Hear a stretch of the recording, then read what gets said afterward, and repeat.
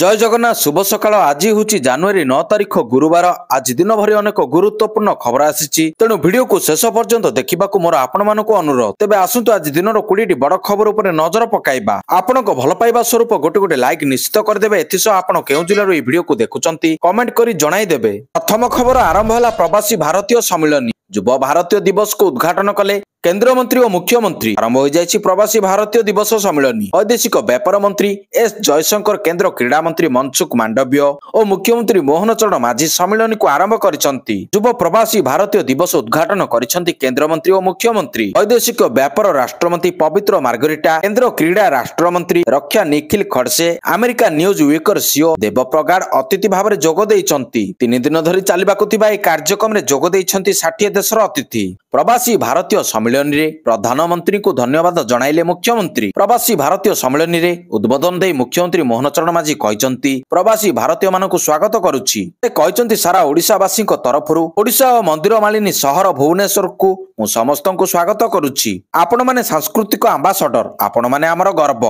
परवर्ती खबर भारत में 25,000 कोटी निवेश करिबो माइक्रोसॉफ्ट। 2030 सुधा 1 कोटी लोकों को एआई ट्रेनिंग। अमेरिकार बृहत आईटी कंपनी माइक्रोसॉफ्ट भारत में $3 बिलियन बा 25,700 कोटी टंकार पुंजी विनियोग ने घोषणा करिछि। प्रधानमंत्री नरेंद्र मोदी सह बैठक पर गोटे दिन पर कंपनीर सत्य नाडेला ए घोषणा करिसंती। भारतर क्लाउड एवं आर्टिफिशियल इंटेलिजेंस एआई को सुदृढ़ करबा क्षेत्र में ए अर्थ विनियोग करा जिवो। एथिरे 2030 सुधा देशर 1 कोटी लोकों को एआई ट्रेनिंग दिया जिबाकू लक्ष्य रखा जायछि। परवर्ती खबर नुआ वर्ष रे महिला को सरकार को बड़ उपहार। 10 जनवरी दिन खाता को जीव टंका। लाडली बहन योजना माध्यम रे नुआ वर्ष रे महिला खाता को जीव टंका। मध्य प्रदेश सरकार डॉक्टर मोहन यादव नुआ वर्ष रे 10 जनवरी रे महिला खाता को 1250 टंका ट्रांसफर करिवे। एथिपाई सरकारी अधिकारी को कागज पत्र काम शेष करने को निर्देश मिलिछि। महिला एवं शिशु विकास पक्षर जारी करा जायतिबा चिठी रे लेखा जायतिला 8 जनवरी सुधा समस्त ई पेमेंट एवं हिताधिकारी समस्त कागज पत्र कार्य पूरण करा जिवो। सरकार पक्षर एपरी करबा लागि एथिपाई कहा जायतिला कारण 10 तारिख रे बिना कौनसी असुविधा रे अकाउंट को टंका ट्रांसफर करा जिवो। परवर्ती खबर इसरो को मिलिबो नुआ मुख्य। एस सोमनाथन को स्थान नेबे वी नारायण। वी नारायण हेबे इसरोर नुआ मुख्य। वर्तमान इसरो मुख्य एस सोमनाथन को स्थान नेउछंती वी नारायण।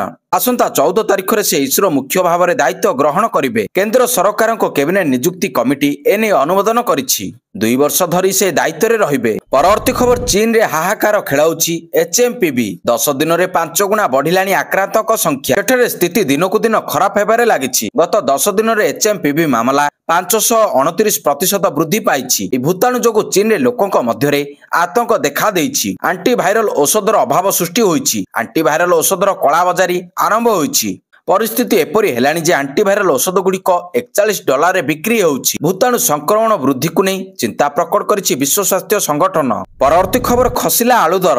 आलू दर रे बड़ परिवर्तन देखिबाकू मिलिछि। हाराहारी 7 टंका कमी जाइछि आलू दर, जाहाकू नहीं खाउटिंग को बड़ आश्वस्ति मिलिछि। कटक छत्र बाजार रे आलू किलो 3 किलो को 100 टंका रे बिक्री होउछि। पूर्वरु 3 किलो आलू को 120 टंका रे बिक्री होउथिला, अर्थात आलू किलो थिला 40 टंका, किंतु वर्तमान आलू रेट कम होई 33 टंका रे पहुंची जाइछि। आगामी दिन मानक आलू दर आहरी कमिबो बोली कहा जाउछि। परवर्ती खबर उदित नारायण को बिल्डिंग रे निया। लोकप्रिय कंठशिल्पी उदित नारायण को बिल्डिंग रे भयंकर अग्निकांड घटिछि। राति प्राय 9:15 समय एपरी एक दुर्घटना शिकार होइछंती उदित नारायण एवं परिवार। अंधेरी बेस्ट शास्त्री नगर रे थिबा उदित नारायण को बिल्डिंग रे स्काई पैनल रे अचानक निया लाग जाइतिला। ए अग्निकांड रे उदित को पड़ोसी प्राण हराइछंती। सोशल मीडिया रे अघटन रे एक वीडियो वर्तमान खूब भाइराल हेबारे लागिछि। परवर्ती खबर राज्य सरकार को बड़ घोषणा मकर संक्रांति पई स्कूल कॉलेज छुट्टी। राज्य सरकार तरफ बड़ घोषणा आसी। मकर संक्रांति पई समस्त स्कूल कॉलेज को छुट्टी घोषणा करा जायछि। कॉलेज और स्कूल पई राज्य सरकार स्वतंत्र छुट्टी घोषणा करिसंती।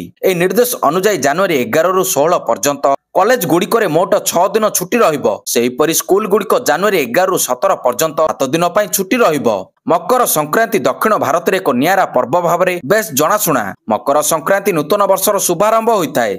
एई अवसर रे लोक माने गाँ रे गुड़ी उड़ाइबा सह मौज मस्ती करिथांती। विशेषकर एई समय रे गाँ रो प्रत्येकटी घरे विभिन्न प्रकार पिठापणार आसर जमी थाए। परवर्ती खबर पाचिका और सहायिका मानक पारिश्रमिक वृद्धि दाबी। कोरापुट जिलार विद्यालय कार्यरत पाचिका और सहायिका मानक पारिश्रमिक वृद्धि को नहीं जिलार शताधिक पाचिका और सहायिका माने केंद्र शिक्षा राष्ट्रमंत्री सुकांत मजुमदार को भेटी एक स्मारक पत्र प्रदान करथिले। स्मारक पत्र प्रदान बेले पाचिका संघर सभानेत्री टिकी दलाई पुष्पांजलि पुटिया प्रमुख उपस्थित रही सेमानक दाबी मुताबक प्रोत्साहन राशि भाव मासकु 2000 टंका दिया जाउछि। तबे स्वल्प दरमारे महरोग जुगरे परिवार चलैबा बहुत मुश्किल बोली एमाने दाबी पत्र उल्लेख करिसंती। तेणु वर्तमान समय धरी एही पारिश्रमिक राशि को 12,000 टंका करा जाउ बोली सेमाने दाबी रखिसंती। परवर्ती खबर पूर्वतन विधायक सदर नायकଙ୍କ परलोक शोक व्यक्त कले मुख्यमंत्री। कोरापुट जिलार कोटपाड़र पूर्वतन विधायक सदन नायकଙ୍କ वियोग होईछि। से दीर्घ दिन धरी असुस्थ रहिबा बेले गतकाली जगदलपुर मेडिकल रे से शेष निश्वास त्याग करिसंती। तांको वियोग रे मुख्यमंत्री मध्ये शोक प्रकाश करिसंती। से ट्वीट करी लेखिसंती, कोटपाड़र पूर्वतन विधायक सदन नायकଙ୍କ परलोक खबर सुनी मो मर्माहत एवं खूब दुखित। महाप्रभुଙ୍କ निकटरे तांकर अमर आत्मार सद्गति कामना करबा सह शोक संतप परिवार वर्गଙ୍କୁ समवेदना जणाइछंती।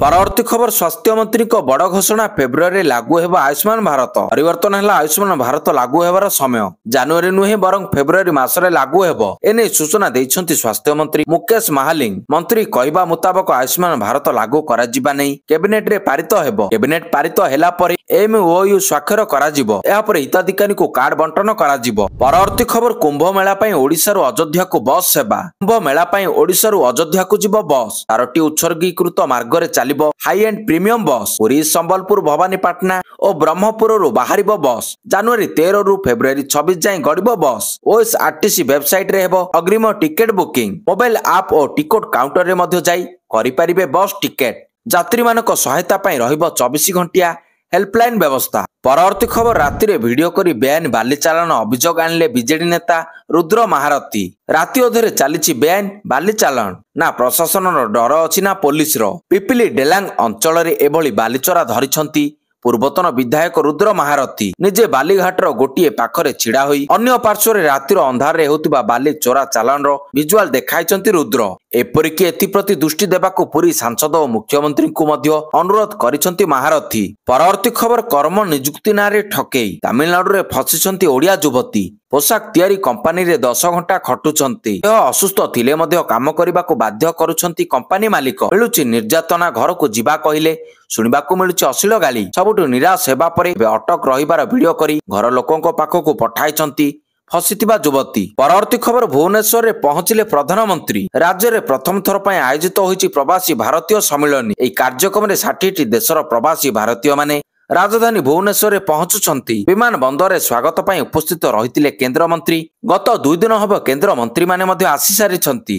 आज एही सम्मेलन रे जोग देबा पय गतकाली भुवनेश्वर रे पहुंची सारिछंती प्रधानमंत्री मोदी। विमान बंदर पाखरे पहुंचीबा परे तांकु स्वागत करिबाकू मुख्यमंत्री मोहन माझी, उप मुख्यमंत्री प्रभाती परिडा, मेयर सुलोचना दासଙ୍କ समेत किछि केंद्र मंत्री विमान बंदर रे पहुंचीथिले। आज प्रधानमंत्री प्रवासी भारतीय सम्मेलन रे जोग देबार कार्यक्रम रहिछि। परवर्ती खबर शेख हसीना को पासपोर्ट रद्द। बांग्लादेश रो अंतरीण सरकार पूर्वतन प्रधानमंत्री शेख हसीना को सह 96 जनक पासपोर्ट रद्द करिसंती। स्थानीय बांग्लादेशी गणमाध्यम अनुसार जुलाई रे आंदोलन समय मृत्यु एवं देश छाड़िबा घटना रे संपृक्ति थिबा अभियोग आधार रे ए कार्यानुष्ठान निया जाय। एहा व्यतीत हसीना और अन्य 11 जनक विरोध रे मध्य अंतर्जातीय अपराध ट्रिब्यूनाल आईसीटी गिरफ परवाना जारी करिसंती।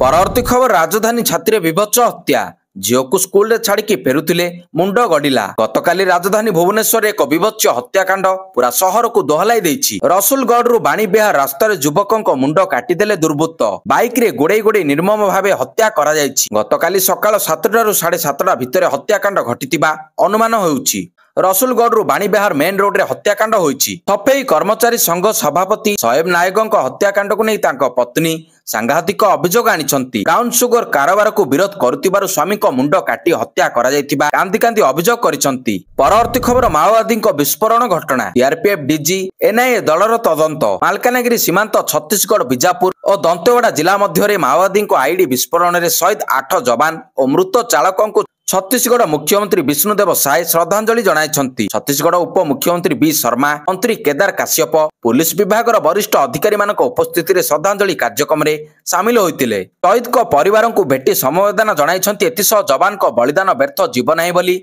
श्री साय प्रकाश करिछंती। ପରବର୍ତ୍ତୀ ଖବର ଗାଜା ଉପରେ ଇସ୍ରାଏଲର ଆକ୍ରମଣ। ଦକ୍ଷିଣ ଗାଜାରେ ଇସ୍ରାଏଲର ବଡ଼ ଧରଣର ଏୟାର ଷ୍ଟ୍ରାଇକ୍। ଏହି ଆକ୍ରମଣରେ ଅତି କମରେ 17 ଜଣଙ୍କର ମୃତ୍ୟୁ ହୋଇଛି। ସେମାନଙ୍କ ମଧ୍ୟରୁ ପ୍ରାୟ ସମସ୍ତେ ମହିଳା କିମ୍ବା ଶିଶୁ। ନିକଟସ୍ଥ ଖାନ୍ ୟୁନିସ୍ର ନାସିର ହସ୍ପିଟାଲର ଶିଶୁ ୱାର୍ଡର ନିର୍ଦ୍ଦେଶକ ଅହମ୍ମଦ ଅଲ ଫରା କହିଛନ୍ତି, ଗୋଟିଏ ତମ୍ବୁରେ ଏକାଠି ଆଶ୍ରୟ ନେଇଥିବାରୁ ଶିଶୁଙ୍କର ମୃତ୍ୟୁ ହୋଇଛି ଏବଂ ମହିଳା ଅଛନ୍ତି। ସାଧାରଣ ନାଗରିକଙ୍କ ମୃତ୍ୟୁ ପାଇଁ ହମାସକୁ ଦାୟୀ କରାଯାଇଛି। ପରବର୍ତ୍ତୀ ଖବର ମମତା ବାନାର୍ଜୀଙ୍କୁ ଧନ୍ୟବାଦ ଜଣାଇଲେ ଆପ୍ର ମୁଖ୍ୟ ଅରବିନ୍ଦ କେଜରିୱାଲ। ଦିଲ୍ଲୀ ବିଧାନସଭା ନିର୍ବାଚନରେ ଆମ୍ ଆଦମୀ ପାର୍ଟିକୁ ପଶ୍ଚିମବଙ୍ଗର ମୁଖ୍ୟମନ୍ତ୍ରୀ ମମତା ବାନାର୍ଜୀଙ୍କ ସମର୍ଥନ ମିଳିଛି। ମମତା ବାନାର୍ଜୀଙ୍କ ପାର୍ଟି ଟିଏମସି ଆପ୍କୁ ସମର୍ଥନ କରିବାର ଘୋଷଣା କରିଛି। ବୁଧବାର ଆପ୍ ମୁଖ୍ୟ ଅରବିନ୍ଦ କେଜରିୱାଲ ଏହି କଥା ପ୍ରକାଶ କରିଛନ୍ତି। କେଜରିୱାଲ ସହଯୋଗ କରିବା ଲାଗି ମମତା ବାନାର୍ଜୀଙ୍କୁ କୃତଜ୍ଞତା ଜଣାଇଛନ୍ତି। ସେ ଏକ୍ସରେ ପୋଷ୍ଟ କରି ଲେଖିଛନ୍ତି, ଟିଏମସି ଦିଲ୍ଲୀ ନିର୍ବାଚନରେ ଆପ୍କୁ ସମର୍ଥନ ଦେବାର ଘୋଷଣା କରିଛନ୍ତି। ମୁଁ ବ୍ୟକ୍ତିଗତ ଭାବରେ ମମତା ଦିଦିଙ୍କ ପାଖରେ ଚିର ଉପକୃତ ରହିବି। ପରବର୍ତ୍ତୀ ଖବର ପାକିସ୍ତାନରେ ହେବ ନାହିଁ ଚାମ୍ପିୟନ୍ସ ଟ୍ରଫି। ଚାମ୍ପିୟନ୍ସ ଟ୍ରଫିକୁ ନେଇ ଆସିଲା ବଡ଼ ଖବର। ପାକିସ୍ତାନରୁ ସ୍ଥାନାନ୍ତର ହୋଇପାରେ Champions Trophy. UAE Champions Trophy ଖେଳାଯିବା ନେଇ ଜାତୀୟ ଗଣମାଧ୍ୟମରେ ଚର୍ଚ୍ଚା ହେଉଛି। ପାକିସ୍ତାନରେ ମ୍ୟାଚ୍ ପାଇଁ ଷ୍ଟାଡିୟମ ପ୍ରସ୍ତୁତ ହୋଇନଥିବାରୁ ବଢିଲା ଆଶଙ୍କା।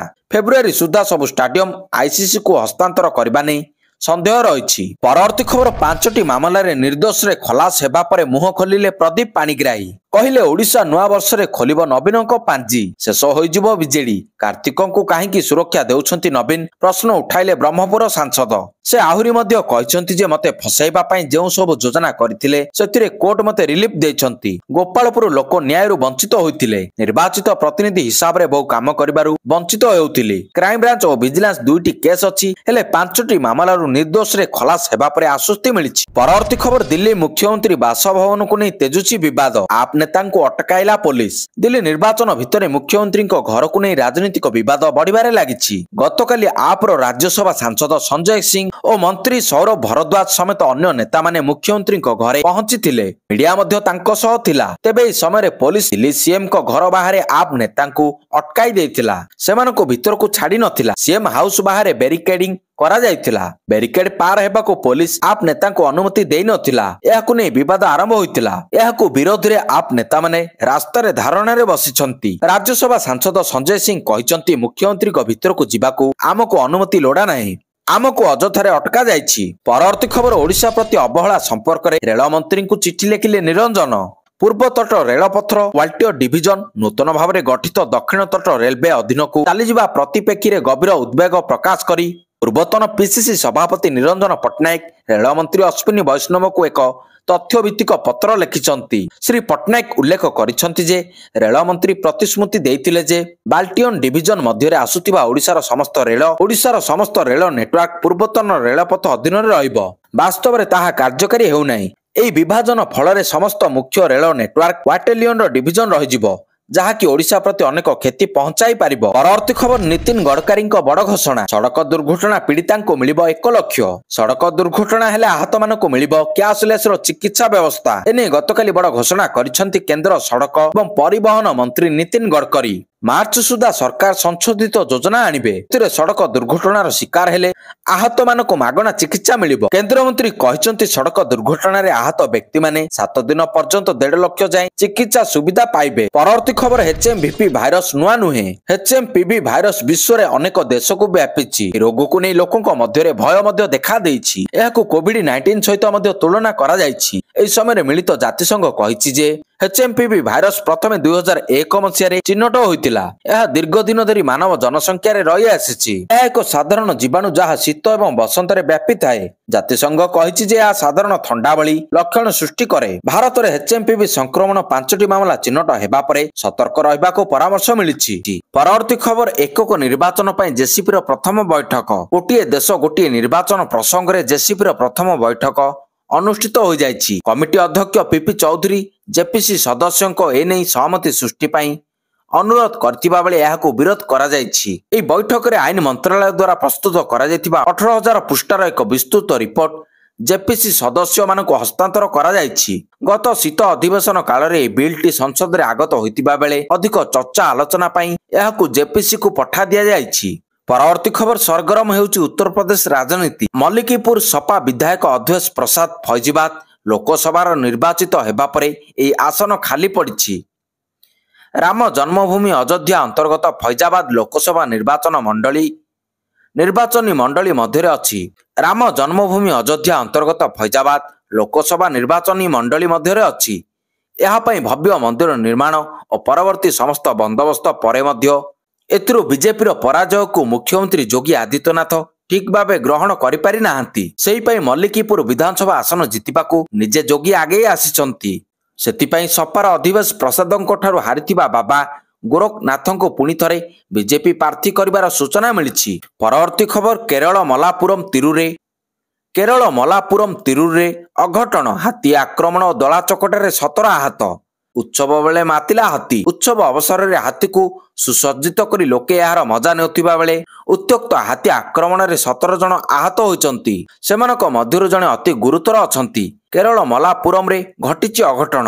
ଆଜିର ଶେଷ ଖବର, କମୁଛି ଡ୍ରପ୍ ଆଉଟ୍ ହାର। ରାଜ୍ୟରେ ପ୍ରାଥମିକ ସ୍କୁଲ ଶିକ୍ଷା ପ୍ରତି ବଢୁଛି ପିଲାଙ୍କ ଆଗ୍ରହ। ଅଧାରୁ ଆଉ ପାଠ ଛାଡୁନାହାନ୍ତି ବିଦ୍ୟାର୍ଥୀ। କେବଳ 2023-24 ଶିକ୍ଷାବର୍ଷରେ ସ୍କୁଲକୁ ଆସିଛନ୍ତି ଲକ୍ଷରୁ ଅଧିକ ଛାତ୍ରଛାତ୍ରୀ। କେନ୍ଦ୍ର ଶିକ୍ଷା ମନ୍ତ୍ରାଳୟ ପକ୍ଷରୁ ପ୍ରକାଶିତ ୟୁଡାଇଜ୍ ପ୍ଲସ୍ ରିପୋର୍ଟରୁ ସାମ୍ନାକୁ ଆସିଛି ଏଭଳି ଚମକାଇଲା ଭଳି ତଥ୍ୟ। ତାହା ସହ ରିପୋର୍ଟ କହୁଛି ଶୂନ ଶିକ୍ଷାର୍ଥୀ ସ୍କୁଲ ସଂଖ୍ୟା ମଧ୍ୟ 33ରୁ 8କୁ ଖସିଛି। 2022-23 ଅପେକ୍ଷା 23-24ରେ ଡ୍ରପ୍ ଆଉଟ୍ ହାର 10.29%ରୁ ଖସି 9.11ରେ ପହଞ୍ଚି ଯାଇଛି। ଦର୍ଶକ ବନ୍ଧୁ, ଏହା ଥିଲା ଆଜି ଦିନର କିଛି ମୁଖ୍ୟ ଖବର। ଯଦି ଏହି ଖବର ଆପଣଙ୍କୁ ଭଲ ଲାଗିଥାଏ ତାହେଲେ ଭିଡିଓକୁ ବହୁ ମାତ୍ରାରେ ସେୟାର କରିବେ। ଧନ୍ୟବାଦ।